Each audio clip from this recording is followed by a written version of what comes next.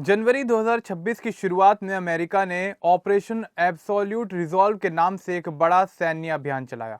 इस ऑपरेशन में अमेरिकी विशेष बलों के साथ 45 से ज्यादा लड़ाकू विमान शामिल थे। अमेरिकी सेना ने वेनेजुएला की राजधानी काराकास में कार्रवाई करते हुए राष्ट्रपति निकोलस मादुरो और उनकी पत्नी सीलिया फ्लोरेस को गिरफ्तार कर लिया। अमेरिका का कहना है कि मादुरो पर ड्रग तस्करी और आतंकी संगठनों को समर्थन देने जैसे गंभीर आरोप हैं, इसलिए उन्हें मुकदमे के लिए अमेरिका ले जाया गया। यह पूरी कार्रवाई किसी चुनाव या लोकतांत्रिक प्रक्रिया के तहत नहीं बल्कि सीधे सैन्य ताकत के जरिए की गई, जिससे वेनेजुएला ही नहीं पूरी दुनिया की राजनीति में बड़ी हलचल मच गई। वेनेजुएला की राजधानी काराकास में इन दिनों सड़कों पर मादुरो के बड़े बड़े पोस्टर दिखाई दे रहे हैं। शहर की मुख्य सड़कों, चौराहों, इमारतों और भीड़ भाड़ वाले बाजारों में लगे इन पोस्टरों में उनके समर्थक मादुरो की वापसी की मांग कर रहे हैं। समर्थकों का कहना है कि मादुरो देश की स्थिरता और संप्रभुता के प्रतीक हैं और उन्हें फिर से राजनीति में सक्रिय भूमिका निभानी चाहिए। राजनीतिक जानकारों का मानना है कि यह पोस्टर अभियान पूरी तरह से सोची समझी और संगठित रणनीति का हिस्सा है, जिसका मकसद जनता के बीच समर्थन बढ़ाना और मौजूदा राजनीतिक माहौल को अपने पक्ष में करना है, खासकर तब जब देश आर्थिक संकट और अंतर्राष्ट्रीय दबावों का सामना कर रहा है। दूसरी ओर विपक्षी दल इन पोस्टरों को एक तरफा राजनीतिक प्रचार बता रहे हैं। विरोध के बावजूद काराकास में फिलहाल हर तरफ मादुरो की तस्वीरें नजर आ रही हैं और अब देखना यह अहम होगा कि इसका वेनेजुएला की राजनीति और आम लोगों की सोच पर किस तरह से प्रभाव पड़ता हुआ दिखाई देता है।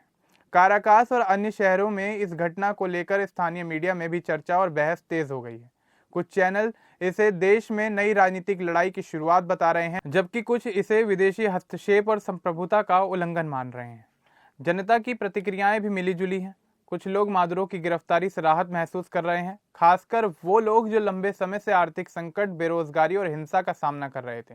वहीं मादुरो के समर्थक मानते हैं कि उनकी गिरफ्तारी देश की प्रतिष्ठा और जनता की इच्छा के खिलाफ है। कई लोग अब आने वाले समय में शक्ति की कमी, विरोध और राजनीतिक उथल पुथल को लेकर चिंतित हैं।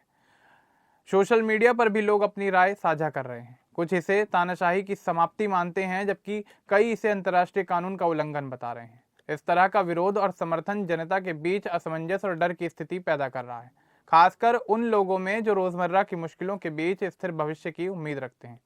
अंतर्राष्ट्रीय स्तर पर इस मामले को लेकर कई नेताओं और विशेषज्ञों ने अपनी राय दी है। वेनेजुएला की विपक्षी नेता मारिया कोरिना मचाडो ने ट्रंप को अपनी नोबेल शांति पुरस्कार के मेडल सौंपते हुए इसे स्वतंत्र वेनेजुएला के लिए एक मजबूत कदम बताया। वहीं कई देशों के नेता अमेरिकी कार्रवाई को अंतर्राष्ट्रीय कानून का उल्लंघन मान रहे हैं और कह रहे हैं कि किसी भी देश की संप्रभुता पर हमला गंभीर परिणाम ला सकता है। सोशल मीडिया पर भी यह घटना चर्चा का बड़ा विषय बनी हुई है। लोग इसे वैश्विक राजनीति में सबसे विवादास्पद हस्तक्षेपों में से एक बता रहे हैं। कुछ इसे नए वैश्विक शक्ति संघर्ष के रूप में देख रहे हैं, तो कुछ इसे तेल शक्ति संतुलन और रणनीतिक योजना के तहत लिया गया कदम मान रहे हैं। ट्रंप प्रशासन पहले ही कह चुका है कि वेनेजुएला को अस्थिर स्थिति से स्थिरता की ओर ले जाने के लिए अमेरिका अस्थायी तौर पर देश का मार्गदर्शन करेगा और सुरक्षित संक्रमण प्रक्रिया सुनिश्चित करेगा।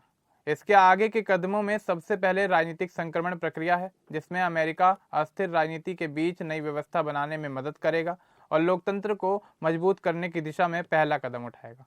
इसके साथ ही तेल और आर्थिक निवेश पर भी ध्यान दिया जा रहा है। अमेरिकी कंपनियों को वेनेजुएला के विशाल तेल भंडार में निवेशों के लिए प्रोत्साहित किया जा रहा है, जिससे देश की तेल उत्पादक क्षमता बढ़ सकती है। इसके अलावा अमेरिका अंतर्राष्ट्रीय कूटनीति और दबाव का इस्तेमाल करके अन्य देशों के साथ समझौता कर रहा है ताकि नई व्यवस्था स्थिर और असरदार बने।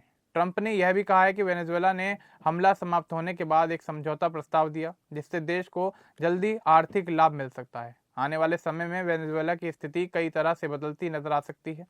एक तरफ नई सरकार और निष्पक्ष चुनाव होने से देश में स्थिरता और लोकतंत्र की उम्मीद जगी है, वहीं दूसरी तरफ मादुरो के समर्थक गुटों की तरफ से आंतरिक विरोध और विद्रोह जारी रह सकता है, जिससे हिंसा और राजनीतिक विभाजन बढ़ सकते हैं। यदि अमेरिका प्रभाव बनाए रखता है तो यह देश की राजनीति को वैश्विक शक्ति संघर्ष का हिस्सा बना सकता है। साथ ही तेल क्षेत्र में बड़े निवेश और तकनीकी मदद से आर्थिक सुधार और जनता की जीवन स्थिति में सुधार की संभावनाएं भी बढ़ रही हैं, जो देश के भविष्य को सकारात्मक दिशा में ले जा सकता है। अब वेनेजुएला का मसला केवल देश की अंदरूनी राजनीति तक सीमित नहीं है, यह वैश्विक तनाव, रणनीतिक शक्ति, तेल संसाधन, अंतर्राष्ट्रीय कानून और लोकतंत्र जैसे बड़े मुद्दों का केंद्र बन गया है। यह स्थिति साफ दिखाती है कि आज के समय में सैन्य कार्रवाई, राजनीति और अर्थव्यवस्था का जटिल मेल किसी भी देश के भविष्य को तेजी से बदल सकता है। जो हालात अब तक बन चुके हैं, उससे लगता है कि आने वाले महीनों में वेनेजुएला की दिशा नाटकीय रूप से बदल सकती है। या तो यह एक स्थिर लोकतंत्र बनकर उभरेगा, या फिर नए संघर्ष और वैश्विक राजनीतिक संतुलन का नया केंद्र बन जाएगा। अब इस पूरे मामले को लेकर आपका क्या कुछ कहना है, हमें कमेंट बॉक्स में जरूर बताएं। बाकी इस तरह के और अपडेट्स के लिए हमारे चैनल को सब्सक्राइब करना ना भूलें। धन्यवाद।